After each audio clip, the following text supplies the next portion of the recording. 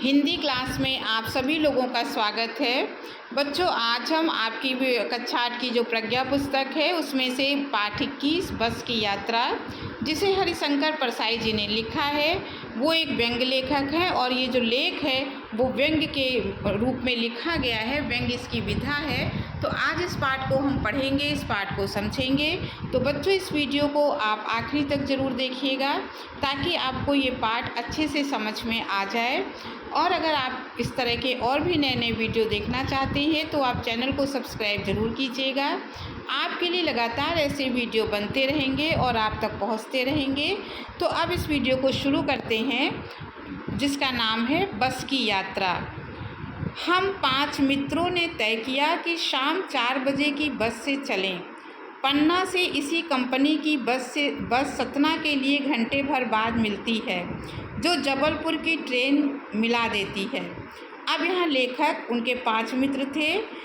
ये शाम को इनको जबलपुर जाना था, ट्रेन पकड़नी थी।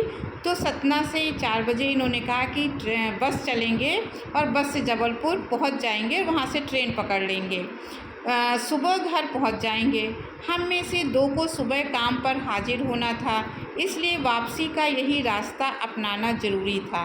लोगों ने सलाह दी कि समझदार आदमी इस शाम वाली बस से सफ़र नहीं करते। क्या रास्ते में डाकू मिलते हैं? नहीं, बस डाकिन है। तो कुछ लोगों ने कहा कि ये जो शाम वाली बस जा रही है, इस पे लोग यात्रा करना पसंद नहीं करते हैं।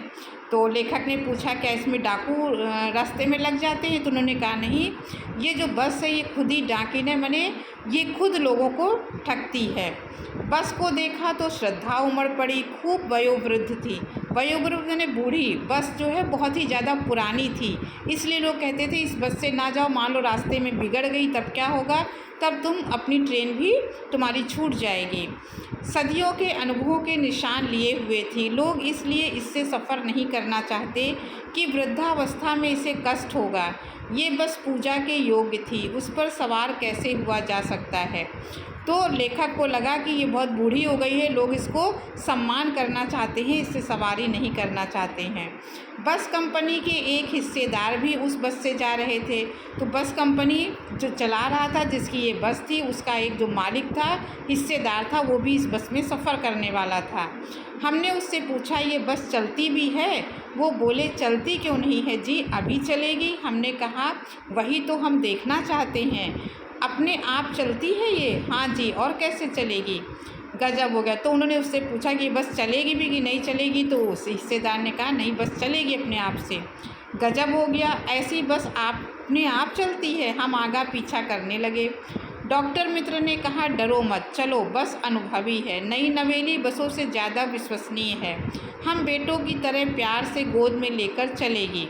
हम बैठ गए। जो छोड़ने आए थे वे इस तरह देख रहे थे जैसे अंतिम विदा दे रहे हैं। उनकी आंखें कह रही थी, आना जाना तो लगा ही रहता है, आया है सो जाएगा, राजा रंग फ़कीर।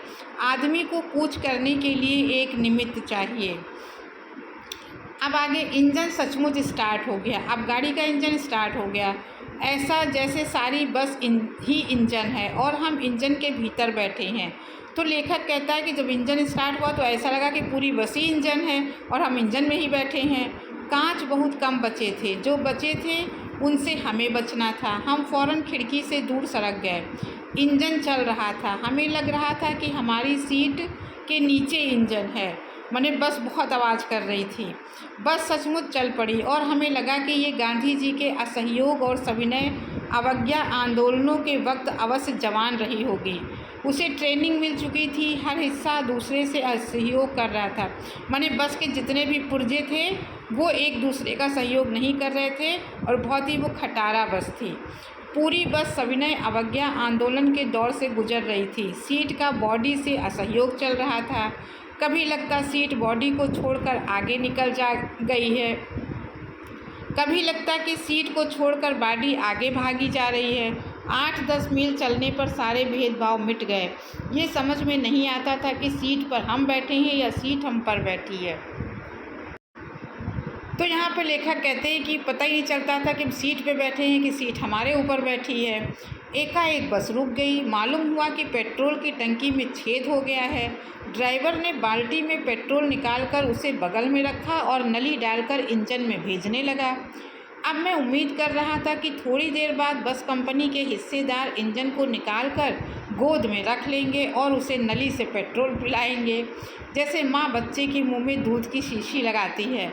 अब यहाँ देखिए हास्य और व्यंग के माध्यम से लेखक कहता है कि ऐसा लगा कि वो बाल्टी में उन्होंने तेल रख लिया और नली से पिलाने लगे, तो मुझे लगा कि व्यंजन को गोद में रख के उसको छोटे बच्चे की तरह, ये दूध की तरह उसको तेल पिलाएंगे।